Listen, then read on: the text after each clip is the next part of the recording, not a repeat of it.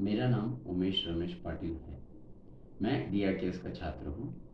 DIKS programme के DIK 05 इस paper के विषय सुश्रुत संहिता के बारे में संक्षिप्त में चर्चा करूँगा। जैसे कि हम सब जानते हैं, भारतीय आयुर्वेद शास्त्र जो पूरे विश्व के लिए महान देन है, उसमें कुछ ग्रंथ बहुत ही ज़्यादा महत्वपूर्ण है, जिसमें महर्षि चरक द्वारा लिखा गया चरक संहिता, महर्षि वाग्भट द्वारा लिखा गया अष्टांग हृदय और महर्षि सुश्रुत द्वारा लिखा गया सुश्रुत संहिता। जिसमें सुश्रुत संहिता में शल्य चिकित्सा का वर्णन मिलता है और इसीलिए शल्य चिकित्सा या संधान क्रिया, जिसे हम प्लास्टिक सर्जरी कहते हैं, इसके जनक महर्षि सुश्रुत को माना जाता है। महर्षि सुश्रुत द्वारा इस ग्रंथ में विविध शस्त्रक्रिया में इस्तेमाल होने वाले उपकरण, 300 से अधिक शस्त्रक्रियाएं, 1120 बीमारियों का वर्णन है।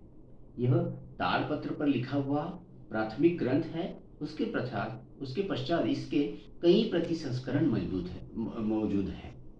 इन प्रतिसंस्करणों में उन पर टीका की गई है और उन्हें सुलभ भाषा में लिखा गया है।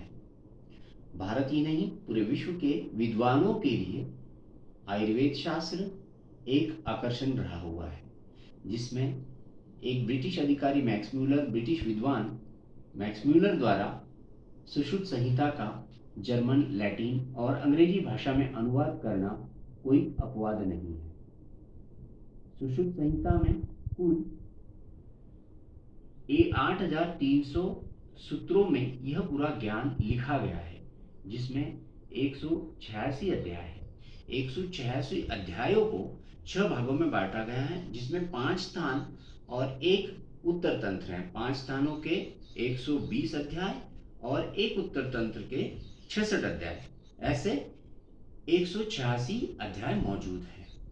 5 स्थानों में, सुश्रुत संहिता में जो 5 स्थान हैं, उनमें सर्वप्रथम है सूत्र स्थान।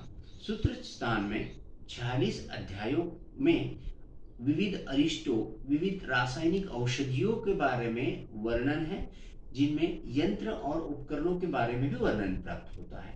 दूसरा स्थान है चिकित्सा स्थान।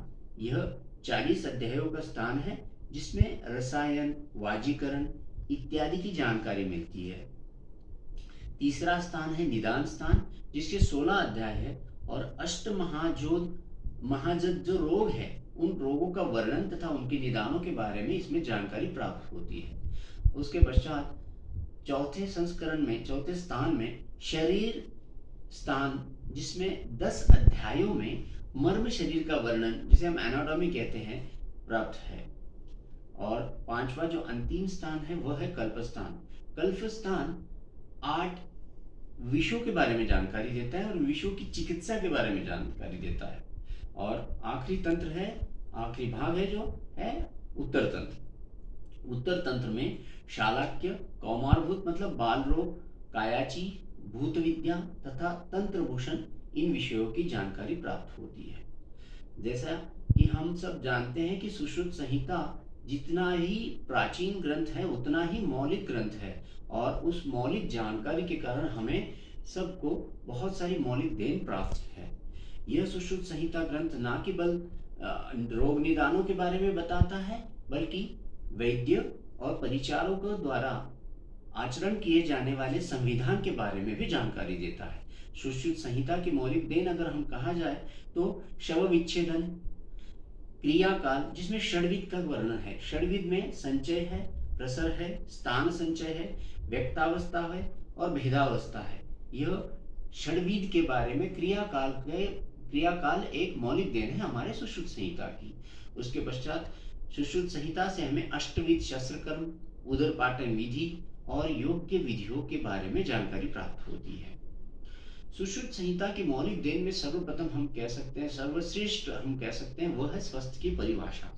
मनुष्य शरीर को स्वस्थ होने हेतु जो उनके जिस तरह से आज आधुनिक युग में हम पैथोलॉजी लैब में जो पैरामीटर सेट किए गए हैं, उनके बारे में जानकारी स्वस्थ की परिभाषा में मिलती है वो भी सुश्रुत संहिता है। वो सुश्रुत संहिता की प्राथमिक शीर्ष स्थान पर रखी जाने वाली मौलिक देन है।